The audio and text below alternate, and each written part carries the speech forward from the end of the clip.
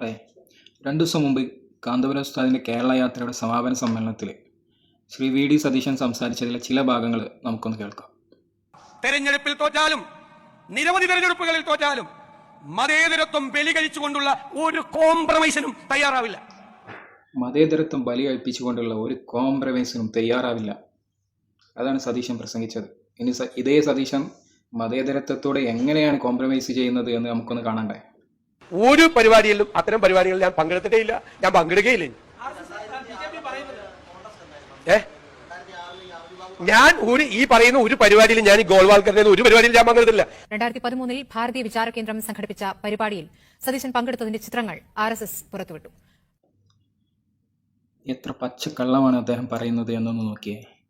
ഗോൾവാൾക്കറുടെ ഒരു പരിപാടിയിലും ഞാൻ പങ്കെടുത്തിട്ടില്ല എന്നാണ് അദ്ദേഹം പറഞ്ഞത്. എന്നാൽ അദ്ദേഹം ഗോൾവാൾക്കറുടെ ജന്മശതാബ്ദി ആഘോഷത്തിൽ പങ്കെടുത്തു എന്നതിൻ്റെ തെളിവായിട്ടുള്ള ഫോട്ടോകൾ RSS പുറത്തുവിട്ടു. ഇനി ആരാണ് ഗോൾവാൾക്കർ എന്നറിയണ്ടേ? MS ഗോൾവാൾക്കർ ആരാണ് എന്നറിയണമെങ്കിൽ അദ്ദേഹത്തിൻ്റെ വിചാരധാര എന്നുള്ള പുസ്തകം വായിക്കണം. ആ പുസ്തകത്തിൽ അദ്ദേഹം ഇന്ത്യയുടെ ആഭ്യന്തര ശത്രുക്കളെ നിർവചിക്കുന്നുണ്ട്.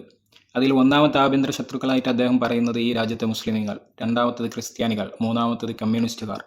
ഇന്ത്യയുടെ ആഭ്യന്തര ശത്രുക്കളിലെ ഒന്നാമതായിട്ടുള്ളത് മുസ്ലിമീങ്ങളാണ് എന്ന് പറഞ്ഞ അതേ MS ഗോൾവാൾക്കറുടെ ചിത്രത്തിന് മുന്നിൽ പോയിട്ടാണ് വി ഡി സതീശൻ ആദരവോടെ കുമ്പിട്ട് നിന്ന് വിളക്ക് കത്തിക്കുന്നത്.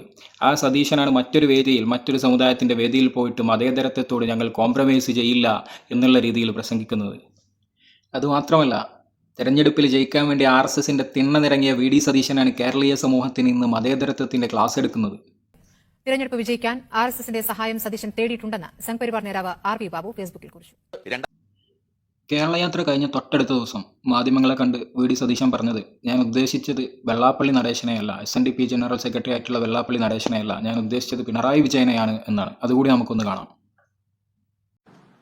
അപ്പോൾ SNDP ജനറൽ സെക്രട്ടറിയോട് കുറിച്ചല്ല ഞാൻ തിരുവനന്തപുരത്ത് പ്രസംഗിച്ചത്. ഞാൻ തിരുവനന്തപുരത്ത് പിണറായി വിജയനെതിരായിട്ടാണ്. ഓന്തിനെ പോലെ നിറം മാറുന്ന വി ഡി സതീശൻ എന്ന അവസരവാദിയിൽ നിന്ന് മതേതരത്വം പഠിക്കേണ്ട ഗതികേടിലേക്ക് കേരളീയ പൊതുസമൂഹവും പ്രത്യേകിച്ച് പിണറായി വിജയനും എത്തിയിട്ടില്ല എന്ന് മാത്രം പറഞ്ഞു വെക്കട്ടെ.